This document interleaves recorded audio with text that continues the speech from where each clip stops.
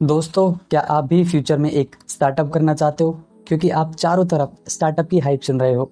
आप endless networking events में जाते हो, आप फंडिंग के लिए इन्वेस्टर्स ढूंढ रहे हो, तो ये वीडियो आपके लिए है।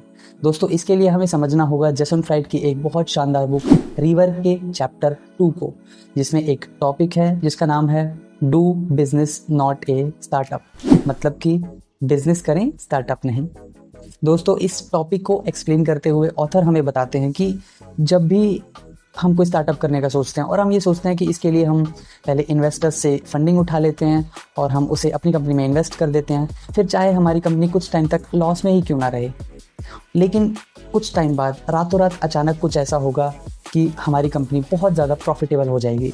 तो इसका मतलब हम रियल में कोई बिजनेस कर ही नहीं रहे हैं, हम सिर्फ अपना टाइम वेस्ट कर रहे हैं। क्योंकि रियलिटी ये है कि दुनिया के जितने भी स्टार्टअप्स होते हैं वो सभी एक्चुअल में बिजनेस ही होते हैं, और दुनिया के जितने भी बिजनेस होते हैं वो मार्केट के सेम रूल पे चलते हैं, जो रूल कहता है कि हमारी जो इनकम है वो अंदर आएगी और एक्सपेंसेस यानी खर्चे बाहर जाएंगे।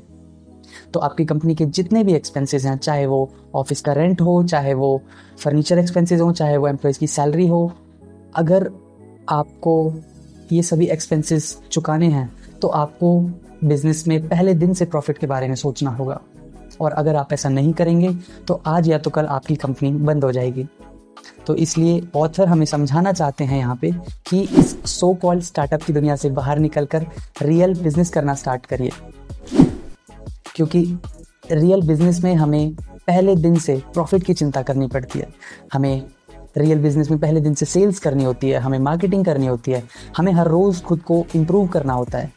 रियल बिजनेस में हम प्रॉफिट और सेल्स जैसी इम्पॉर्टेंट चीज़ों को ये कह के नहीं टाल सकते कि हम तो देखो स्टार्टअप हैं, हमारे पास तो अभी फंडिंग है, हमारे पास तो इन्वेस्टर्स हैं। नहीं, हम ये नहीं बोल सकते। तो दोस्तों, अगर आप अपने बिजनेस को पहले दिन से प्रॉफिटेबल नहीं बनाएंगे तो आप ज़्यादा चांसेस है कि लॉन्ग टर्म में भी आप खुद को सस्टेनेबल नहीं कर पाओगे। तो दोस्तों, अब चलते हैं इस वीडियो के सबसे इम्पॉर्टेंट पार्ट की तरफ, जिसमें मैं आपको 2 प्रैक्टिकल स्टेप्स बताऊंगा जिससे आप इस टॉपिक की लर्निंग को अपने बिजनेस में इम्प्लीमेंट कर सको। So step 1 is start selling immediately. आप दोस्तों अभी जो भी बिजनेस कर रहे हो या फिर फ्यूचर में जो भी बिजनेस करना चाहते हो, अपने प्रोडक्ट को ना परफेक्ट बनाने के चक्कर में टाइम वेस्ट बिल्कुल मत करो। अपने प्रोडक्ट को अभी लॉन्च करो इमीडिएटली और सेल करना स्टार्ट करो। और दोस्तों, अगर आप कोई ऑनलाइन बिजनेस करना चाहते हो तो आपको कोई हाईटेक, कोई प्रोफेशनल वेबसाइट बनाने की ज़रूरत नहीं है।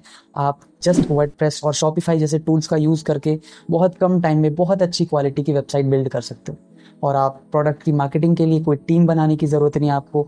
आप कोई छोटा मोटा मार्केटिंग का कोर्स कर सकते हो और आप खुद से गूगल एड्स या फेसबुक एड्स के थ्रू अपने प्रोडक्ट की मार्केटिंग कर सकते हो।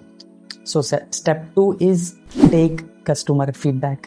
मतलब अपने कस्टमर से अपने प्रोडक्ट के रिगार्डिंग फीडबैक लेना स्टार्ट करो दोस्तों, ताकि आप कुछ ऐसा प्रोडक्ट बना सको जिसकी आपके कस्टमर्स को ज़रूरत हो। तो अगर आप फीडबैक लेना चाहते हो तो आप गूगल फॉर्म्स या सर्वे मंकी जैसे टूल्स का यूज़ करके बहुत ईजीली अपनी कस्टमर्स का फीडबैक ले सकते हो। तो दोस्तों, ये था हमारा आज का वीडियो। आई होप आपको ये वीडियो बहुत अच्छा लगा होगा। तो आप मुझे कमेंट में बताइए कि आप स्टार्टअप वर्ल्ड के बारे में क्या सोचते हैं, और इस वीडियो को अपने दोस्तों के साथ शेयर करिए जो फ्यूचर में स्टार्टअप करने वाले हैं। तो इसी के साथ मिलते हैं नेक्स्ट वीडियो में। तब तक के लिए इंडियन बुक वाला साइनिंग ऑफ।